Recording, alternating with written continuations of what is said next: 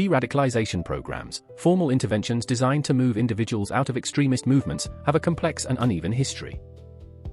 The first systematic programs emerged in the 1990s in response to far-right extremism in Germany and Scandinavia.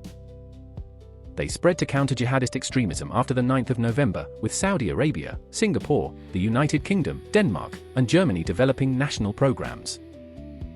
The Saudi program, the largest and most studied, processed over 3,000 individuals between 2004 and 2015.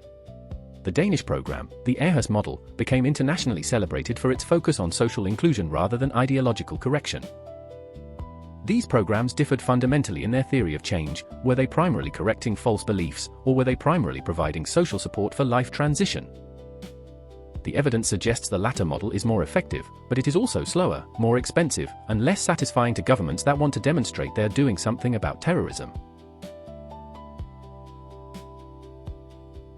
Successful deradicalization operates through a social rather than intellectual mechanism. People leave extremist movements not primarily because they are persuaded by counter-arguments but because their relationships with the movement change. They have a child and want a different life, they become disillusioned with the leadership, they fall in love with someone outside the movement, they experience violence that was supposed to be sacred and find it horrifying rather than transcendent. Research by John Horgan of Georgia State University, one of the most rigorous scholars of disengagement, consistently finds that the most reliable predictor of successful exit is the development of strong relationships outside the extremist community. This has practical implications. Exit programs need to focus on providing alternative relationships, mentors, communities, romantic partners if appropriate, rather than on ideological debate. The cognitive transformation typically follows the social transformation, not the reverse.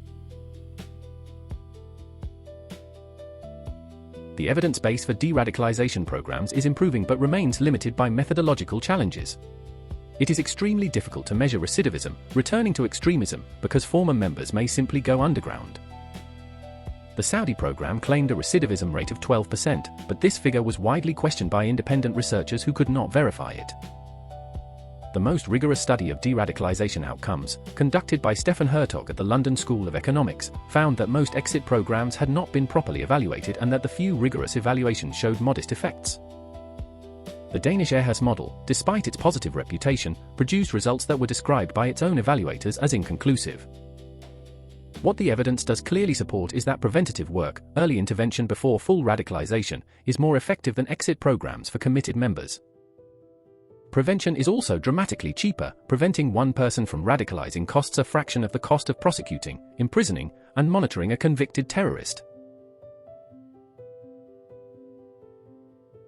The lesson of the social way out is that deradicalization is not a program, it is a relationship.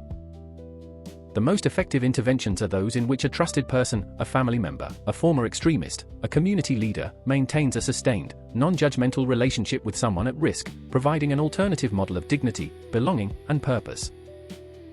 This cannot be manufactured by government programs, only supported by them. It requires communities to be actively involved in the identification, support, and reintegration of individuals moving out of extremism, not merely reporting them to law enforcement. The tension between security-focused responses, which demand immediate information sharing and prosecution, and community-based responses, which require confidentiality and trust, has not been satisfactorily resolved in any country. Getting this balance right is one of the most important practical challenges in counter-extremism policy. Thank you for watching The Shadow of Extremism. Sources and references are on screen. Subscribe to follow the full series.